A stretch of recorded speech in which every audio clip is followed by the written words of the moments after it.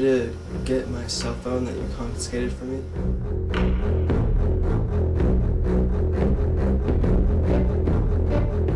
Yes.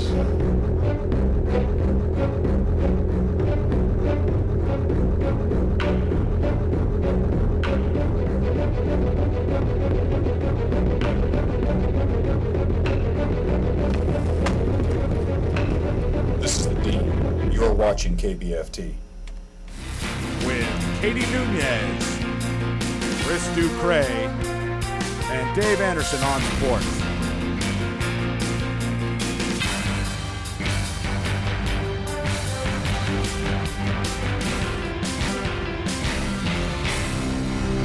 Good morning and thanks for tuning in. I'm Katie Nunez. And I'm Chris Ducray. Our top story this morning. Just recently, CB administration has regulated students' online activity by blocking certain websites to ensure usage of the internet for educational purposes only. But has the censoring gone too far? Mike Sanchez reports. Tim Nguyen is a regular internet user here at the CB Tech Center. Recently, he encountered some trouble while trying to access some of his favorite websites.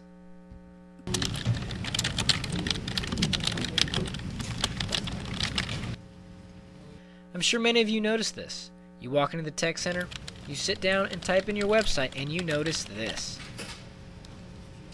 This is not just a network error.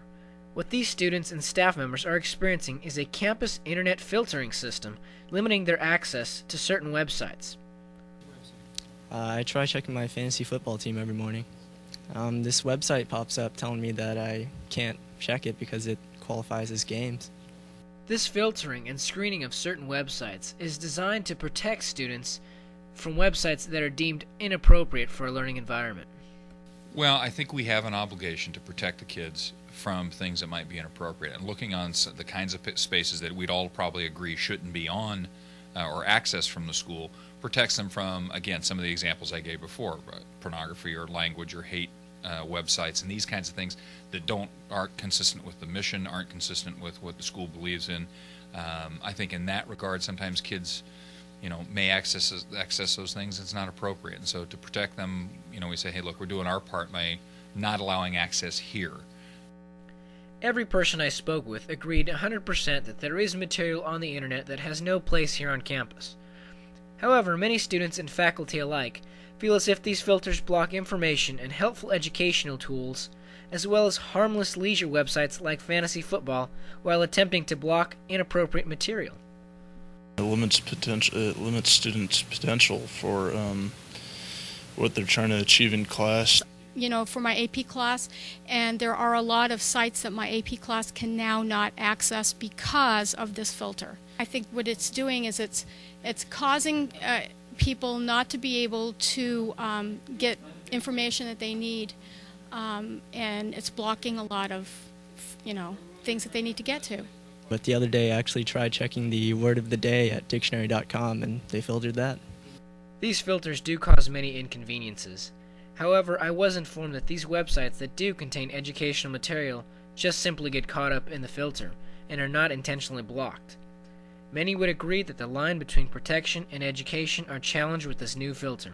Mike Sanchez, reporting for KBFT, Sacramento.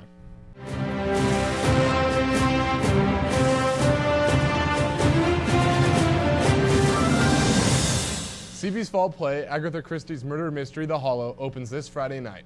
It is a murder mystery by Agatha Christie. It is not a comedy, and it does require a lot of intense preparation, and it's serious and takes a lot of work. We've gotten a lot of great support.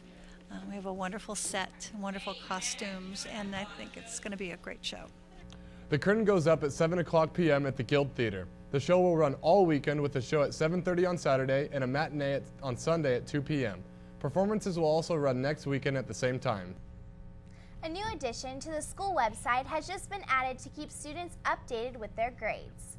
The program is called Power School, and a username and password was mailed out this week to all students to allow them to view their grades in every class whenever they wish to do so. So just log on to check out this exciting new feature.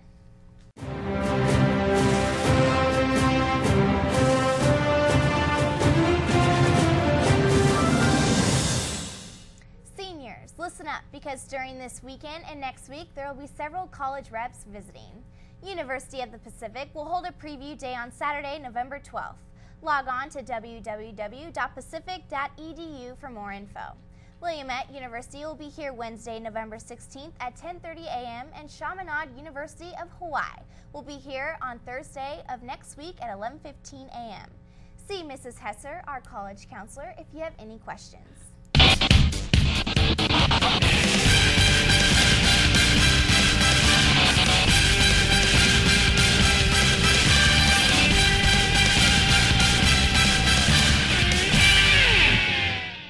Good morning, CB Sports fanatics, and welcome to another edition of KBFT Sports. We have a ridiculous segment for you kiddies today, so listen up. Well, on Saturday, the sun was shining and the scene was set for the Christian Brothers Falcons runners as they were set to compete at the subsections in Angels Camp. With 40 runners in tow, the Falcons were looking to capture more honors in an already illustrious season. The varsity boys ran the second race of the day, and they came through big time. Sophomore George Cook Cantu led the pack as the varsity boys squad finished in third place, narrowly edging second by 15 points. This was a promising finish for the 7 members of the boys' varsity team who hoped to qualify on the team level for the state meet in Fresno. In the final race of the day, it was the girls' frosh-off team's time to shine. Led by the fearsome fivesome of Kelly McGurney, Derek Harnowski, Katie Holst, Megan King, and Margaret Waterhouse, the girls' frosh-off team finished in second place in their division, ensuring themselves a spot in next week's section meet. But Saturday will be Judgment Day for the Falcon runners. A strong group of runners, plus support from parents, coaches, and friends. The more pumped up you get to do what you need to do to get it done. And I think if we could have students and faculty and staff be out there to support what we're doing on our way to state meet and then to look for section titles, it would be fantastic for the runners.